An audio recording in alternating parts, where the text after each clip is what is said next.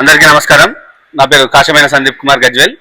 ఈరోజు గజ్వేల్లో మట్టి వినాయకులను పెద్ద ఎత్తున ఏర్పాటు చేసినటువంటి మార్కెట్ కమిటీలో కొల్చెల్మి అన్నగారు ఏర్పాటు చేసినటువంటి కొల్చెల్మి స్వామి అన్నగారు ఏర్పాటు చేసినటువంటి విగ్రహాలను చూడడానికి నేను ఇక్కడ రావడం జరిగింది.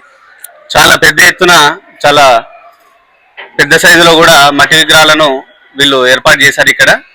సో ఈ పర్యావరణాన్ని కాపాడాలంటే మనం ఖచ్చితంగా మట్టి విగ్రహాలను ప్రోత్సహించాలి. ఎందుకంటే దీనివల్ల మనం చెరువుల్లో నిమజ్జనం చేసిన తర్వాత ఆ కెమికల్స్ అక్కడ చెరువులో ఉన్నటువంటి నీటిని కలుషితం చేయడము, అందులో ఉన్నటువంటి చేపలు చనిపోవడం, దానివల్ల చేపలపైన ఆధారపడే వారికి ఇబ్బందులు జరుగుతాయి. కావున మనం పర్యావరణాన్ని పరిరక్షించాలంటే ప్రతి ఒక్కరు పిల్లలు పెద్దలు ఇక్కడ గజ్వేల్ ఇంటిగ్రేటెడ్ మార్కెట్లో చాలా పెద్ద ఎత్తున చిన్న నుంచి చాలా పెద్ద మొత్తాదులో ఇక్కడ మట్టి వినాయకులను ఏర్పాటు చేయడం జరిగింది. కావున ప్రతి ఒక్కరు ఇక్కడికి వచ్చి వినాయకులను సందర్శించి వారందరికీ మీరు పూర్తి సహకారం చేయాలని కోరుతున్నాను. అలాగే ఇంత పెద్ద స్థాయిలో మట్టి విగ్రహాలను ఏర్పాటు చేసినటువంటి కొల్చెల్మి స్వామి అన్న గారికి, వారి మిత్ర బృందానికి నేను కృతజ్ఞతలు తెలియజేస్తున్నాను. ప్రతి ఒక్కరు ఒకసారి వచ్చేసి మన గజ్వేల్ ఇంటిగ్రేటెడ్ మార్కెట్లో వినాయకులను సందర్శించవలసిందిగా కోరుతున్నాము.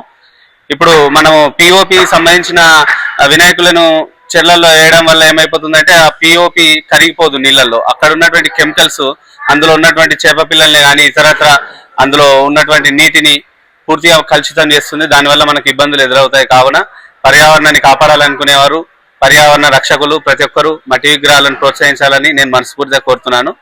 Thank you.